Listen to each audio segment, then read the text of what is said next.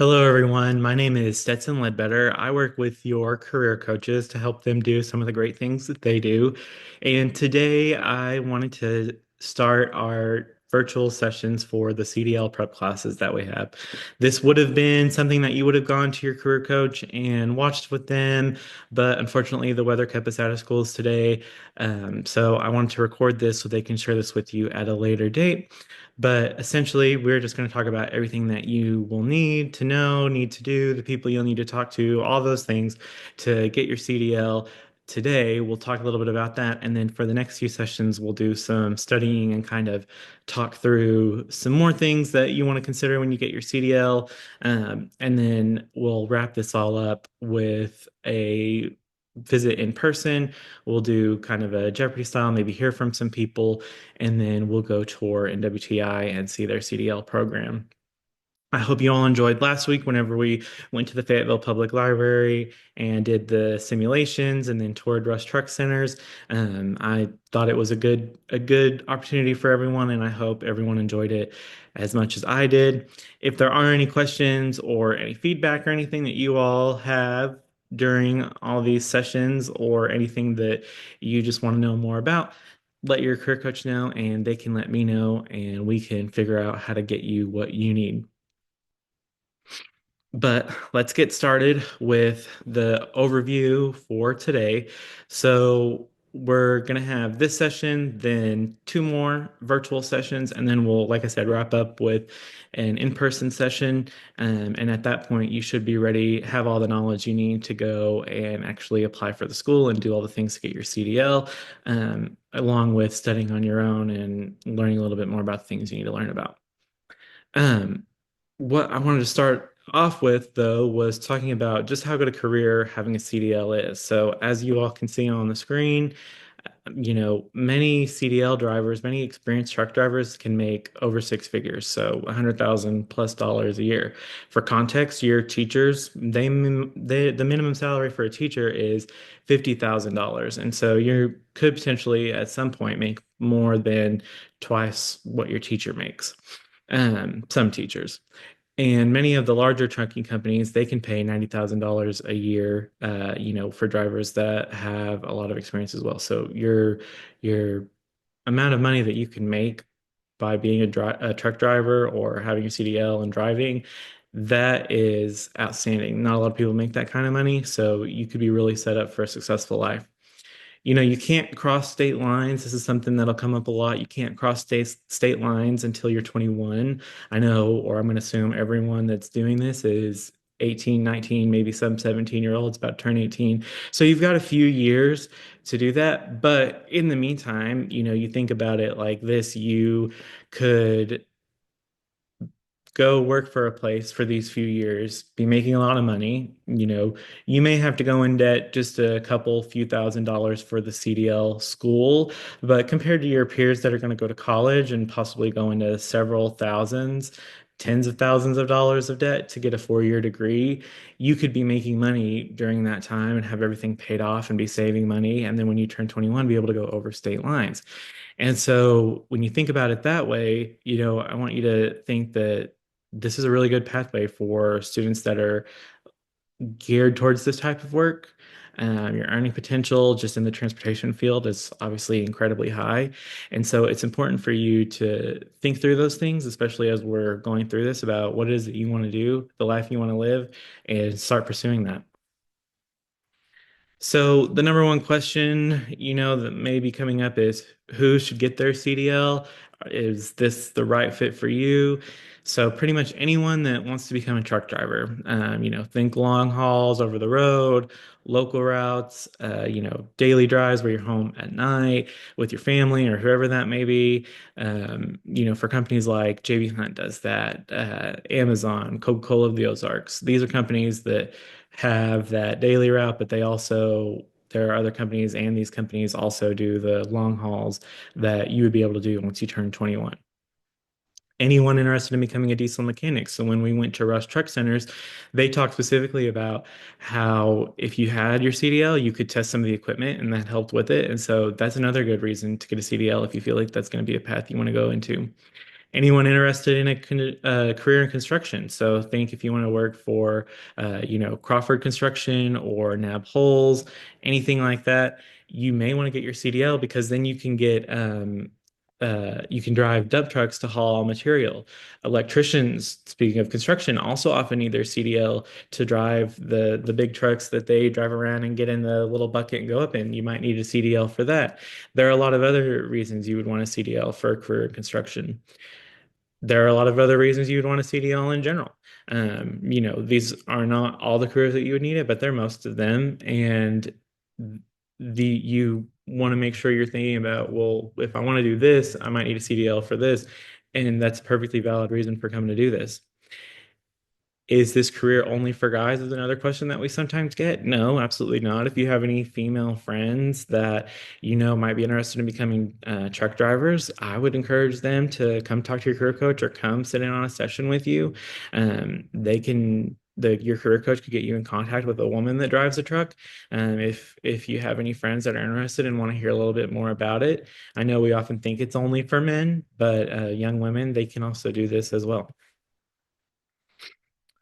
So, what can you do with a CDL at age 18? Just for our knowledge, Class A CDL at 18 limits you to basically staying inside Arkansas. Again, you can't go outside of the state lines until you turn 21. And so you'll probably drive something locally, think a concrete dump truck, feed truck, delivery truck, maybe a recycling trash truck, whatever that may be. That's kind of what limits you. But obviously having a class B does limit you a little bit more on what you're able to drive based on the weight and some other things. So having that class A would allow you to drive, possibly bigger things. But the difference on those is getting a class A CDL license is only 2 more weeks than a class B CDL. And so in our opinion, and your career coach could tell you a little bit more about it, but in my opinion, at least, I think if you can sacrifice those extra 2 weeks, it's worth it to go get a Class A CDL because then you can drive everything below that. Whereas if you got a Class B, you would have to go back to school and do more training in order to get a Class A if that's something that you needed. Again, this program will consist of today's meeting, so that's just the informational meeting. I put originally had before week 2, but obviously I know that with the weather, things are kind of spotty. But before week 2, or week 3, it would be nice if you are 18 and you are able to go to the revenue office and get your packet. You could bring it to school and let the other students that you've got, if they're not able to get one yet, if they're not old enough to get one yet, see what the packet looks like. But the packet does cost $50. This is just like going to get your, permit, take your driver's license test and get your permit. You have to go to the revenue office, get all the things you need. In this case, a $50 packet. It'll have a number that's assigned to you. You must be 18. You must have your driver's license. You must have your social security card, and you need to have a birth certificate whenever you arrive to purchase that packet. And those all must be original. So think you need not a photocopy of a birth certificate. You need the one with the original seal. If you don't have one of those, you can get one of those through your health department typically, and that may be different if you were born in another state. But if you just search it, you should be able to find where you can get your birth certificate. If that $50 is a struggle for you, if you feel like that's really going to be hard for my family to come up with right now, that's fine. Talk to your career coach. The school may be able to help you get one of these packets. There may be some other avenues that we can explore. Just talk to them.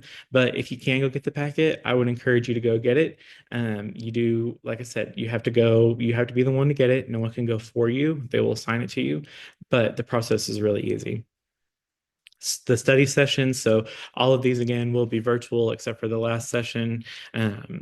The study sessions are not required for you to attend in person, but that doesn't mean that you shouldn't watch them whenever your career coach sends them to you. I just know sometimes some of you may not be at school whenever we're doing these in the morning.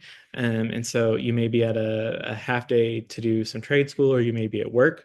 So if that is you and that is the case, I would just say watch these. I'll try and keep them relatively short for us. It is important though that if you aren't able to do this, you're studying and trying to keep up with things. So it's important to study on your own. This is one of those things that if you want it, you're going to have to study and put some effort into it. If you pass the general knowledge, so there are three sections. There's general knowledge, air brakes, and combination vehicle. If you pass the general knowledge section, oftentimes the testing coordinators, they'll let you retest for air brakes and combination vehicle if you need to retest for them. But until you pass, I should say, the general knowledge section, you're not going to be able to just retest on certain sections. You would have to retest on everything if you don't pass general knowledge.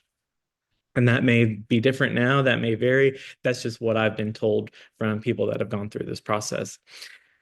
So you have the times we're doing this from 9:45 to about 10:45, except for that last week when we'll be in person. We'll do it a little earlier. We'll do it at an office in Springdale, and we will go a little later because of the tour we have with NWTI. If for some reason you are not able to make that last week, I would encourage everyone to try. If you can get out of anything that you may have in terms of obligations, if you can miss work that day, if you can come to this instead of trade school, I would encourage everyone to try and do that just so you can at least see NWTI and get connected with those people, the instructors that you'd have. But if you can't, we can get you in contact with those people so you can do that on your own. Prior to taking your written exam, which is why we needed the packet, why we need everything. You do have to get a Department of Transportation physical, and you have to have the paperwork when you take your written exam. So when I mean paperwork, I mean you need the packet, you need to have the DOT physical, and you also probably want to take your social security card, your birth certificate. You do need a birth certificate, but you probably want to have all of those things just in case they ask for anything. To get your physical, if you're in the Gentry area and it's better for you, Dr. Tucker, he's a chiropractor there, he can do the physical for you. Dr. Post in Fayetteville, she's able to do this as well. She takes walk-ins, or you can do an appointment. You're in and out pretty quick. She just goes over everything and you're good to go. At the end of this program, our goal is that you all will take your written exam or at least sign up for it, or at least know what to do in order to sign up for it. And we're also hoping that you sign up for the classes at NWAC or NWTI, wherever you decide to go. We are going to focus a little more heavily on NWTI for these sessions, but NWAC does also offer this program. But you're able to enroll in those and sign up for those classes. If you are enrolled before you graduate, there is a 15-hour online theory work class that you need to do. Your career coach could work with you and you could come into their office or classroom and work with them to get that done. We want to make sure that you have enough time to get that done. It's not a super difficult program, or it doesn't take it takes the 15 hours, but it doesn't take much longer than that if you just dedicate your time to it. But you do have to complete it in order to go through the class and get your CDL. And then our goal is, if you go through all this spring, this summer, you will actually attend driving school. These courses, obviously, like I said, are offered at NWTI about 8 a.m. to 4 p.m. Monday through Friday, or at NWAC's campus in Bentonville. I've got this document hyperlinked, and you can see that these are the start dates for the NWTI program. So obviously, we're going to want to wait and look out at the summer, but depending on whenever you get out or whenever you feel you'll be able to leave for school or for summer for graduation, May 5th through May 30th, June 9th through July 3rd, or August 18th through September 12th. You know, if you've got a trip planned this summer and you might need to do August, those are some dates that you might want to keep in mind. That's for Class A. And then Class B, they just stagger and start a little later than that. So the qualifying students, the students that qualify for this, show excellent work ethic, timeliness, and workplace communication. So the instructors of these programs will let you reap the consequences of not following through with what you need to do on this. They will be there to help you. That's what I've been told. That's what they've told us. They're there to help you. They want to see you succeed. But if you decide that it's not worth your time, that you're not going to show up, that you're not going to do what you need to do, they will let you take the test and they will let you fail, and then you'll have to redo everything unless they have a little mercy and give you another option. So just be cautious of that. Make sure that if you're going to go through with this, you have that work ethic, you have the timeliness, and you know how to communicate with people. You also need to be willing to do hard things. You know, we have it on here that you're not a soft or weak person. Yeah, you know, you're expected and willing to do the hard things that you need to do every day on a job like this without giving up. You're probably going to have to lift heavy things. You might be in tricky driving situations. You might be in stressful situations. But if you're not willing to be that type of person that needs to do that job, then this is not going to be a job for you. Or if you're not someone that's willing to show up, do the manual labor, whether it's, rain, snow, or shine, and you may have to start your job at 4 or 5 a.m. and you may end a job after dark. If that's not something you're willing to do, then this is probably not going to be the right program for you, just because that's the reality of how this work is, at least in the beginning. Maybe when you get older it gets a little less like that, but at such a young age these are going to be the kind of jobs that you all are going to be looking for. You must be able to pass a drug screening, and you need to be responsible for that in the future. So, drug screening pretty much is everything. We'll talk about it a little later too. But even alcohol, you have certain restrictions on alcohol consumption. If you get your CDL, your legal limit is half that of someone without a CDL if you are driving. And so you want to just be really cautious on any sort of substance use or consumption, especially moving forward with having this CDL. You must be 18 years of age to purchase your packet, like I've said. You must have a current driver's license. If that is not you, if you don't have one, then I would say let's pause on going through this program and let's focus on getting that driver's license first. And then you can come back and talk to your career coach and see what you need to do to get your CDL. And you must have one of the following. So, a birth certificate that bears that official seal, like I said, that was issued by a state, a county, municipal authority, or outlying possession of the United States. You need to have a passport and/or a passport. If you have a certificate of naturalization, you can use that. If you have a certificate of U.S. citizenship or certificate of birth abroad, meaning you were born in another country, but you are an American citizen, issued by the U.S. Department of State, you can use that, or a permanent residence card. You need one of those documents in order to go through with everything. You must, like I said, get your Department of Transportation physical and have that paperwork to take your your written exam for your knowledge and for your skills exam. And you must be on target to graduate high school on time. So I know that that was a lot of information. I know that I sped through that. If you have any questions, like I said, feel free to ask your career coach, or let's talk through those maybe at our next session, whenever we're live and we can actually have some back and forth. But these are all the things, and you will receive this if you want to look through it. These are all the things that you're going to need to get a CDL. To kind of wrap up today, though, I wanted to talk a little bit about some more additional information that you may need. You can click on this link, but the written test information is right here. So looking through this, you would get a commercial learner's permit, and then you would go through all the steps that you need to in order to get the actual license. I won't necessarily run through all of this, but this is all the stuff that you need. This is on the Department of Finance and Administration's website. Excuse me. You have a link to sign up to take the written exam. So if you've never done this, which you probably did this if you have your driver's license, you would just go to this link, click make an appointment, scroll down here, and you're not going to take the skills exam yet, obviously, because you need to go through the school. Instead, you'll take the CDL knowledge and or endorsement tests. You need to have that passed before you can do the schooling at all. And so you're not going to do endorsements, at least you may at some point, but for the purposes of what we're doing, we're just going to focus strictly on getting a regular knowledge test taken. But this is where you would click, and then you're going to fill out, yes, you have a driver's license. Yes, you have that packet. We'll go through, you'll fill out all this information that you need from your license and your packet, and we'll go from there. Your packet does, this is important to note, have an expiration date. So you need to make sure that you are well within that by the time you want to get your CDL if something happens and you have to wait.